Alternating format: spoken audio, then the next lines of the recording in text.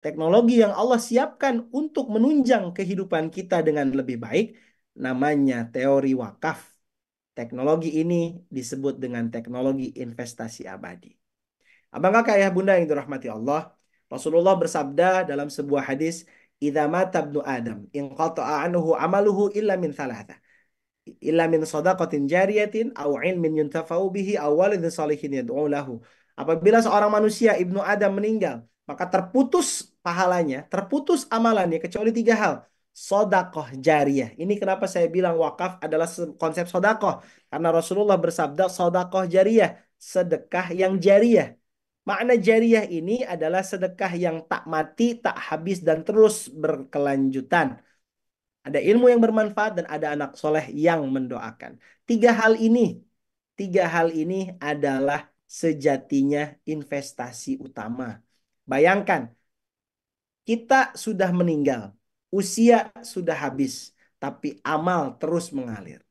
Bayangkan ketika kita tepat memberikan uh, caranya dengan baik, memberikan cara atau memberikan harta dengan cara yang baik, maka hasilnya pun akan luar biasa. Ya kan? Ibu-ibu pernah dengar istilah investasi? Taruh uangnya di sini nanti akan mendapatkan passive income. Ini Islam. Islam mengajarkan sama kita bahwa harta dibawa mati. Tanamkan baik-baik, harta dibawa mati. Kalau ada orang bilang, ah Ustadz kan harta nggak dibawa mati. Salah, harta dibawa mati. Yang mana yang dibawa? Semua harta yang kita miliki. Karena harta yang kita miliki hari ini, halalnya akan Allah hisab, haramnya akan Allah azab. Saya ulangi, karena harta yang kita miliki hari ini, halalnya akan Allah hisab, dan haramnya akan Allah azab. Nauzubillah. Oleh karena itu, gimana caranya biar kita menjadikan harta yang hari ini capek-capek kita cari, capek-capek kita lindungi, bisa membawa prestasi di hadapan Allah nanti. Ya Allah, aku sudah berhasil. Gimana caranya? Caranya dengan wakaf. Maka rumusnya wakaf, meski usia terputus, pahala wakaf mengalir terus. Kita suatu saat akan mati, Bapak Ibu sekalian. Tapi ketika kita sudah menyedekahkan harta kita di konsep wakaf, sedekah zariyah, maka kapanpun kita meninggal, berapa lama pun kita meninggal, sampai nanti hari kiamat, pahala kebaikan akan terus mengalir menjadi passive income. Gak hanya passive income, tapi kita berdoa jadi massive income. Jadi income yang banyak, berjuta-juta, bertriliun-triliun. Pahala Allah akan berikan kepada orang yang menanam kebaikan. Salah satunya apa? Salah satunya Bapak Ibu sekalian, hari ini bisa Ibu lihat, Bapak Ibu yang sekarang lagi di YKR, ada di gedung wakaf. Ya kan? Saya tahun lalu datang, belum ada gedungnya. Sekarang sudah dijadikan pertemuan. Ramadan tahun lalu ya. Sudah dijadikan pertemuan. Itu apa? Pakai uang apa? Wakaf. Harta wakaf dikumpulkan. Ibu berkontribusi satu sak semen, satu batu bata, ya kan? Bantu keramik, apapun itu. Selama gedung itu dipakai kebaikan, dipakai kajian, dipakai manasik, dipakai riyadhah Ramadan, ya kan? Dipakai ngajar, selama itu juga kebaikan yang terus mengalir. Tapi kalau tempat atau harta yang kita tumpuk-tumpuk, wah itu akan dihisab sama Allah. Ya, rumah satu di sini dipakai apa? Rumah dua dipakai apa? Rumah tiga dipakai apa? Hati-hati. Termasuk barang-barang yang sederhana, Bu. Baju, jilbab, tas, Tupperware. Pakai, Bu, pakai. Perhiasan kalau punya pakai. Jangan ditumpuk-tumpuk. Itu bakal dihisab sama Allah. Kalau nggak dipakai, geser, kasih ke orang lain. Coba Ibu cek. Baju lebaran tahun lalu. Yang warna apa sage. Cuma dipakai sekali. Coba masih ada nggak? Kalau masih ada, geser ke orang lain, Bu. Kasih ke tetangga. Kasih ke orang yang butuhkan. Jangan ditumpuk-tumpuk. Nanti Allah hisab. Jangan sampai ibu mempersiapkan sebuah hal yang kurang enak. Karena ada cerita gini, Bu. Ada orang nih ibu, wah kaya raya, juragan ciput misalkan. Ya kan? Pokoknya dia nih kaya raya lah. Kerjaannya tuh kalau punya untungan, numpuk-numpuk. Wah, di lemarinya tuh emasnya numpuk. Tupperware-nya lengkap, Bu, dari satu seri ke seri lain. Bajunya lengkap. dari Shisha, dari apa semua merek ada. Tapi si ibu ini jarang make barangnya. Jadi barangnya itu dipakai sekali, dipakai 2 kali. Suatu saat ibu ini meninggal, tak meninggal. Nah si bapak suami mau menikah lagi setelah 3 bulan ibunya meninggal, dia harus menikah lagi karena bisnisnya dijalankan oleh istrinya. Siapa yang bisa menjalankan bisnisnya ini? Oh, ternyata ada asistensi ibu. Sekretarisnya ibu belum nikah, diajak nikah sama bapak. Kamu mau nggak nikah? Tapi syaratnya kalau nikah sama bapak, kamu lanjutin bisnis ibu. Siapa mau? Nikahlah si asisten ini karena ibunya sudah meninggal sama bapaknya. Di hari pertama pernikahan dikasih kunci lemari. Dibuka lemari ibu, dilihat emas numpuk, baju-baju banyak, Tupperware lengkap. Dia langsung bilang, oh saya kira saya kerja buat ibu. Ternyata ibu kerja buat saya. Gitu Bu. Ya. Jadi jangan sampai kita tumpuk-tumpuk, nanti dipakai istri muda, nauzubillah ya. Jadi pakai aja. Kalau punya barang baik, pakai. Tunjukkan orang Islam tuh punya baju yang bagus, nggak masalah. Tapi jangan sampai ditumpuk-tumpuk. Ini mah, wah baju dari zaman Lebaran 1240 masih ada, ya kan? Udah geser, kasih ke orang lain. Kalau nggak dipakai geser. Ustadz, saya udah nggak bisa pakai lagi, badan saya sudah berubah. Kasih ke orang lain. Jangan ditumpuk-tumpuk. Nah, konsep tadi, baju saja ketika dikasih pada orang yang tepat, misalkan saya dikasih baju nih, baju ini saya dikasih sama Munzalan Store, endorse. Ketika saya dikasih baju ini, kebaikannya saya yang menyampaikan tausiah pagi hari ini, maka orang yang ngasih saya baju mendapatkan pahala kebaikannya. Nah, gamisnya dipakai ngaji, Pak Ustadz. Betul, silahkan.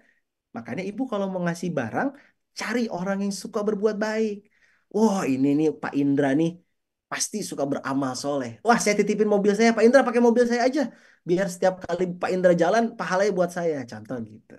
Rumahnya disiapin buat rumah ini, rumah tahfidz, dikasih buat guru. Gitu Bu caranya menggunakan harta di dunia nanti, harta di dunia ini bisa bermanfaat sampai ke akhirat kelak.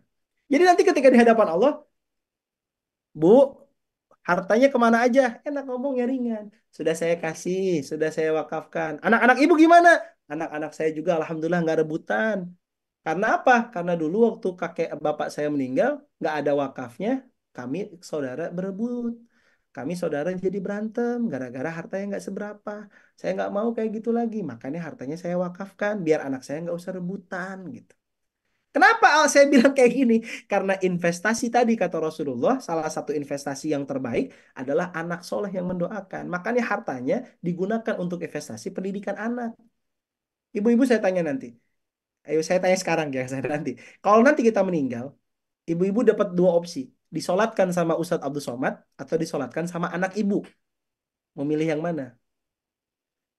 Pasti anak. Ya Pak ya? Sehebat apapun Ustadz Abdul Somad, ibu pengen disolatin sama anak. Iya, tapi banyak orang yang hari ini anaknya satu dokter, polisi, tentara. Ketika orang tuanya sholat, mereka pakai sepatu di luar rumah sambil ngerokok. Sok duluan, duluan, duluan. Nauzubillah itu terjadi sama kita. Nauzubillah.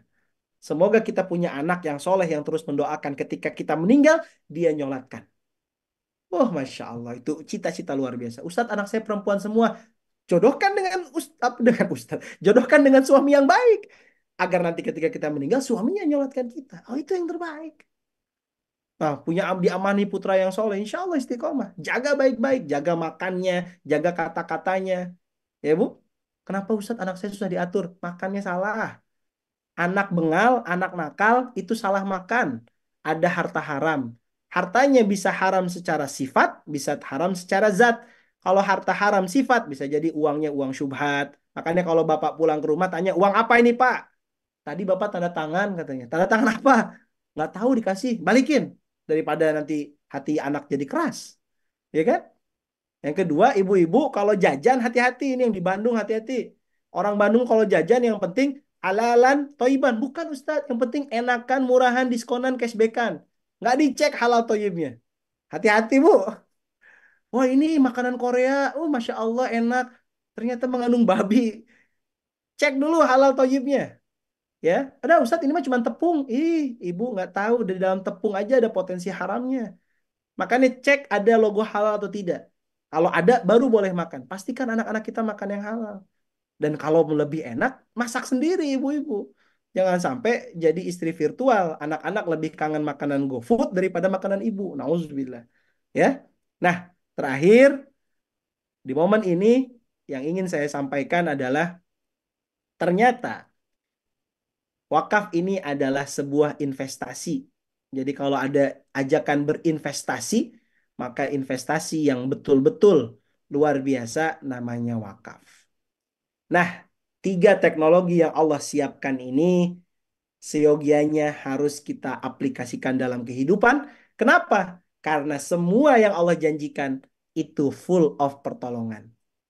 Ibu pengen ditolong Allah pas sudah sakit, pas sudah babak belur, atau pengen ditolong Allah sebelum semuanya dimulai.